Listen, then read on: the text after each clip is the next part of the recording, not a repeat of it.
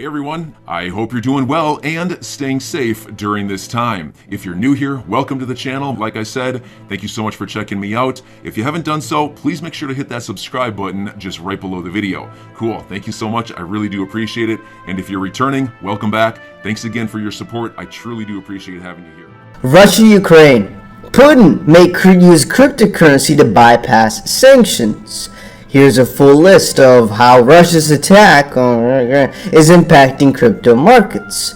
Both crypto and traditional markets have been amid the Russia-Ukraine crisis. Over $500 million worth of crypto positions were liquidated during this very big dump. Gold is currently seeing more preference as a safe haven asset as people trust it more.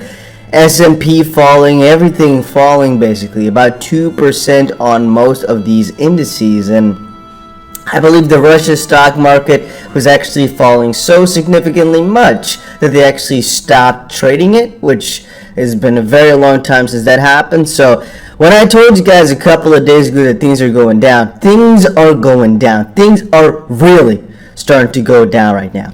There's a couple of live feeds around the interwebs. Now, I'm not so sure exactly which one I can recommend you guys to, check yourself out with, nor can I say that this is something you really should be looking into, because at the end of the day, you might want to stay blissfully ignorant, everybody there to each their own. Having said that, you can find them online. And as I've said before, there's a very high probability that all this stuff will have negative consequences for crypto on the short term, but articles like this make me question exactly what the motive is about all the crypto statements that were done just a couple of weeks prior. If you remember, about a week ago, Ukraine and Russia all of a sudden were going really rampant on crypto in a really positive manner. The learning comes from 2014 when the U.S. imposed sanctions on doing business with banks, oil, and gas developers of Russia after the latter invaded the Crimea area. And so right now they're thinking maybe Russia's going to use cryptocurrency to blunt the impact of sanctions through bypassing control points. It may also ink deals with anyone globally working with them via digital currencies. The learning comes after, again, the 2014 situation. That is something to really be on the lookout for. Why? Because I'm thinking, guys, and think with me here, that the Fed, or I should say Biden's executive order, might actually have something to do with this as well. They might actually take a look and say, hey, Russia can do this.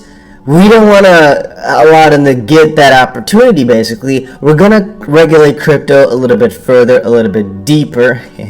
Ooh, it looked like is my camera falling? Wait a minute, it looks like it. Alright, for some reason the camera is not fully sharpening or focusing. But hey, it's a breaking news episode. We don't have enough time to do all that stuff. So I'm thinking maybe in the executive order, which couldn't come out any one of these days, I'm thinking tomorrow or today it has to come out, right? There's no other options. That might be something even more negative that I'm thinking of. Most people I speak to right now turn really bearish. I'm still holding on like a strong boy. I don't really care at the end of the day. I have a lot of money staked. My stable coins are staked, which is generating money every single day. And we've had the Bitcoin short position open ever since $45,000. So we're still pretty good in that respect. But, and this is very important, very key, the rate hikes are also going to be very interesting parts. I would say the rate hikes are less necessary in times of, distress like this, because the market kind of corrects itself, so you don't need the rate hikes. Russia, Ukraine, or to beat us, Bitcoin to the downside. Experts say Fed U-turn on rate hikes unlikely. Federal Reserve Chairman announced, Chairman Putin announces cancellation of wait a minute, what? I thought it was Jerome Powell. Maybe that, okay, I'm a little bit confused about that. If I'm wrong, then I don't fully understand how this system works. Interesting. Alright, so Federal Chairman Putin announces cancellation of March rate hike and extension to quantitative easing. Actor and producer Joe Heyman tweeted earlier Thursday after Russian President Vladimir Putin's war on Ukraine. I don't want to say that too loud, but okay. Sent to 1 month lows under 35,000 and the S&P futures down by 730 base points or points. Heyman's somewhat sarcastic tweet calling Putin the chairman of the U.S. Federal Reserve, there we go, mirrors the current market sentiment. It's a quote. Yeah, okay, it's a quote. There we go. That's where I was like, Where traders are hoping the geopolitical uncertainty and asset market instability would force the U.S. Central Bank, headed by Jerome Powell, to abandon plans to unwind liquidity-boosting stimulus measures that might bode well for Bitcoin, since the crypto has dropped 40% in the past 3 months, predominantly on Fed rate hike fears, which again doesn't make a lot of sense. I can dive really deep into this article right here, but at the end of the day, the majority of the factors which we are seeing about right now, they don't really make sense for all this stuff to go down for the prices to go down. It doesn't make a lot of sense. We've shouted that out about 1,000 times by now. It just doesn't make logical sense. Gold is doing really well in times like this of distress. How is Bitcoin not doing that? It's a very good question. I would say a lot of it is fear. Then again, when we look at the articles, like for example, Mexico's article right here, they're going to accept Bitcoin. Bitcoin will more and more adoption. Like for example, Mexico here going to accept Bitcoin. They just said, guys, remember, all the stuff you're seeing here is FUD, is short term, is measures that will definitely move and jiggle the price a little bit, but will only actually jiggle out the short term holders or some traders who don't know what they're doing.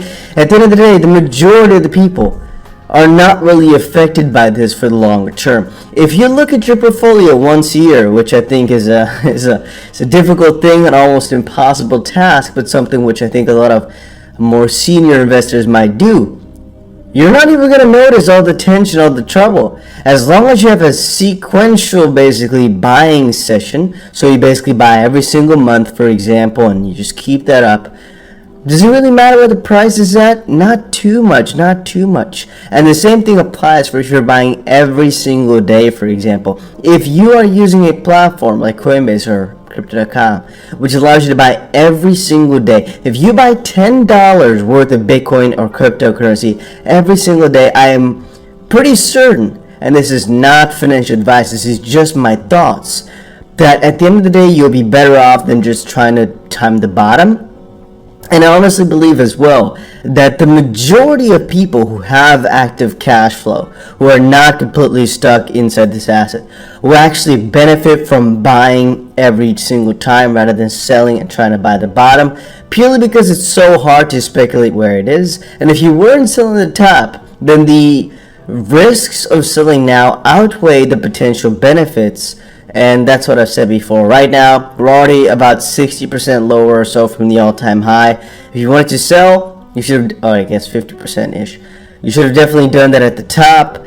If you didn't, I don't think that's a really big problem. But selling now at minus 50%, what's the worst that can? What's the best that can happen? It goes down another 50%. Wow. But the best that can happen is just going to shoot back upwards, and you missed out on your opportunity. So I'm thinking now. Selling now is definitely not worth it. Some people have said emotional wise it might be a good idea to do so. I personally don't think so for me. I'd rather hold on and really die with my ship. Go like a freaking captain. I'm going to go down with my ship rather than try it out. However, the tensions are apparent. And in terms of price action, I'll let go of a video on my 5-minute crypto channel pretty soon here talking about exactly what I'm predicting. But as it currently stands, guys, I am saying be very careful. I have the shorts open still, as I was describing, since $45,000. And specifically yesterday, if we did not cross the $39.4 thousand mark, I was going to continue on with my short. If we did break with confirmation, I would open up a long. But again, we did not. And you can clearly see that right here. We did bounce from that, which is very interesting to basically watch right now. But again, to further on bring the story to you, be careful, be cautious, specifically in times like this, and understand that things can very well go down even further. it is something which we should be watching for, as these tensions are very serious. It's not a joke anymore, and so I'm just warning everybody that things can really take a really big stir, really big stir. Again, the factors summed up: Fed rate hikes can definitely have some consequences. The fact that the executive order can definitely include some of these Russia using Bitcoin type of threads, which might again bring some heavy regulations or heavier insights, and that might be negative on the short term. Nothing will affect the long term negatively, I think, depending of course on what the consequences of all this stuff will be. I don't want to speculate too much on the WAR side, if you guys know what I mean. But depending on how heavy that gets, the crypto market might be affected relatively as well. I'm your guy. I will keep you posted. I'm your advocate. I'll be back on a daily basis, usually multiple times per day, with these videos to keep you updated with everything going on. So I hope you enjoyed the video. If you haven't done so, make sure to hit that subscribe button. Feel free to share any of my videos with your friends, family, social media, or anybody who may care to listen. Thanks so much for your continued support. I'm always here for you. I want to help you through this time. So thank you so much for continuing to choose me. Enjoy your day, stay safe, and I'll catch you again probably in a couple hours. Thanks, everybody. See you later.